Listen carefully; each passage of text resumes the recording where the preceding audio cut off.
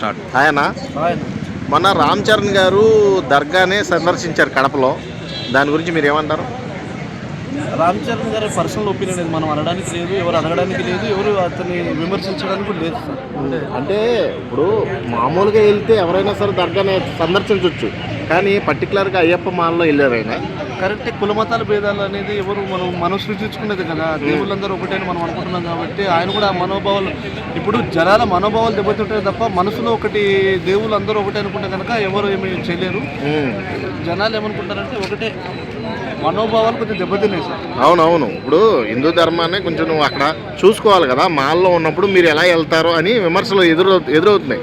దాని గురించి ఇప్పుడు ఏమంటారు, మీరు ఏమంటారు? మాల అనేది పవిత్రమైన దీక్ష కాబట్టి మేము కూడా రామ్ చరణ్ గారిని అభిమానించే వ్యక్తుల్లో మేము కూడా ఒకరు. అంటే మాల అనేది వేసుకొని వెళ్ళడం అనేది మనోభావాలు కొంతమంది దెబ్బతిన్నాయి. అది లేకుండా వెళ్తే బాగుంటుందని మా ఒపీనియన్ అండి. సివిల్లో ఉంటే బాగుంటుంది. కానీ దీన్ని ఉపాసన గారు సమర్థించారు.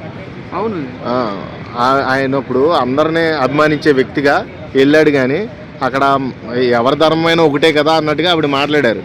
ఆవిడ మాట్లాడింది కరెక్టేనా, మీ ఒపీనియన్? కరెక్టేనండి, ఎందుకంటే ఒకరికి మాట ఇచ్చాడు కాబట్టి మాట కోసం ఆయన వెళ్ళాడు.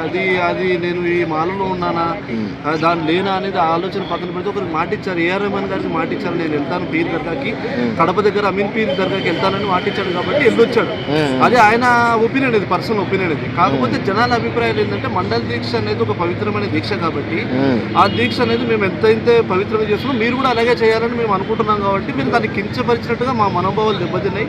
దానికోసం మేము బాధపడుతున్నాం, అంతేగాని మిమ్మల్ని అభిమానించే వ్యక్తులు మేము కూడా ఒకరమని వాళ్ళు జనాలు అనుకుంటున్నారు. జనాల మాట అయిపోయింది మేము అనుకుంటున్నాం. ఓవరాల్గా ఇప్పుడు రెహమాన్ గారు మాట ఇచ్చారు కాబట్టి వెళ్ళారు. మీ కోణంలో చెప్పండి, అసలు అది కరెక్టా కాదు? అంటే మాలలో ఉండి వెళ్ళడం అనేది మనోభావాలు దెబ్బతిన్నాయండి. మాలలో కాకుండా సివిల్లో ఉంటే బాగుండని మా ఒపీనియన్. ఓకేనండి, థ్యాంక్ యూ.